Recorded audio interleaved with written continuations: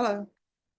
At first glance, this might seem like a very routine probation hearing that a defendant walks into court asking for something called early termination of probation, which basically means asking the judge to end probation before the full sentence is completed. But judges usually don't grant these requests easily. Probation is meant to monitor someone for years, and ending it early means the court has to be confident that the person has truly changed.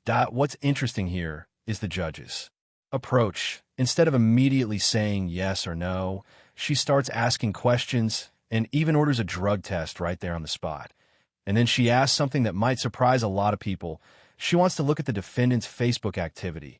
Now, that might sound unusual, but in modern courts it actually makes sense. Social media can sometimes show what someone's lifestyle really looks like.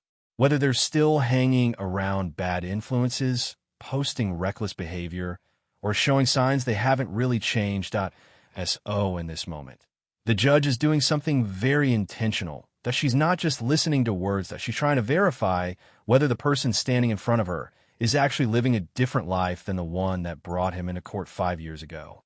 Because early termination isn't about convincing speeches, it's about real change. And at this point in the hearing, the judge is still trying to figure out if that change is All right, when you genuine. drug tested today, what are the results going to be? I'll pass. All right, so I want a UA today.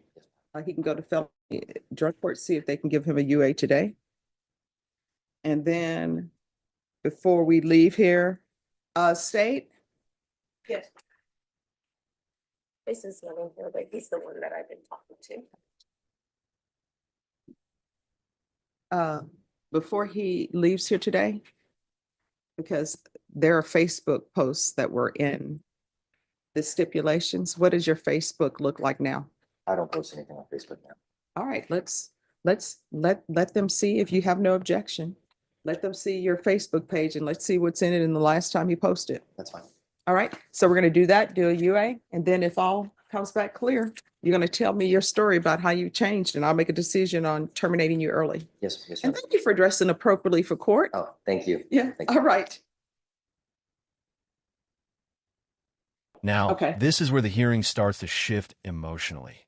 The drug test comes back clean, which is already a good sign, but what really stands out is the moment the judge asks him to explain what he's done during the past 5 years. Because probation isn't just about staying out of trouble. The court wants to see whether someone used that time to rebuild their life. And that's why this letter matters. Judges hear apologies every day. They hear promises every day. People stand in court all the time saying they've changed. But the difference in this moment is that this defendant isn't just talking about change. He's describing what he actually did with the opportunity the court gave him. He talks about finding faith while sitting in jail. He talks about going back to school, that he talks about earning an associate degree in automotive technology.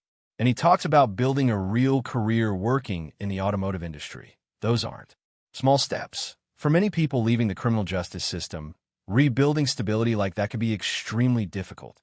Finding work, staying disciplined, finishing education. All of those things require consistent effort over years.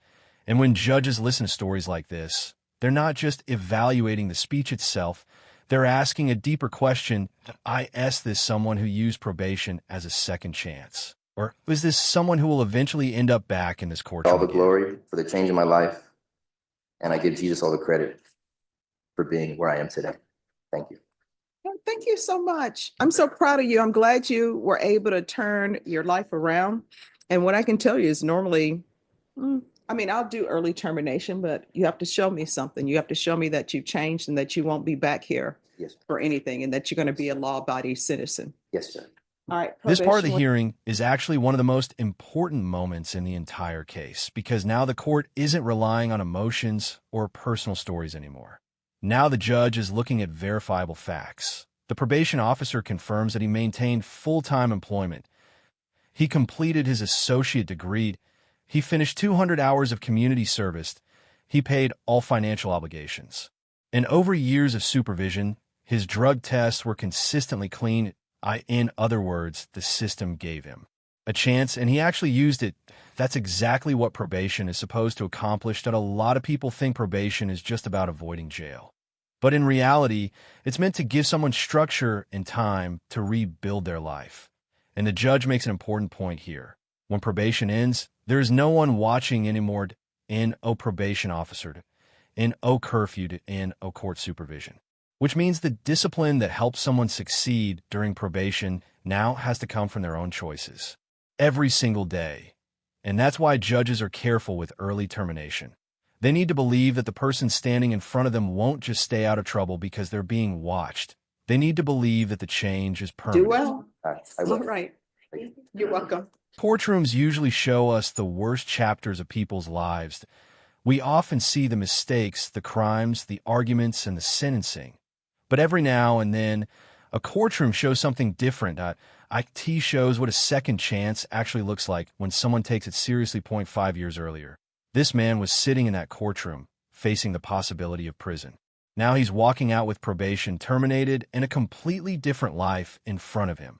What stands out most about his final words isn't just gratitude. It's the fact that he wanted to prove something. He wanted to prove to the court, to his family, and to the people who doubted him that he wasn't going to become another statistic. And in a justice system where judges often see people come back again and again, moments like this are the rare ones that remind everyone in the courtroom why second chances exist in the first place.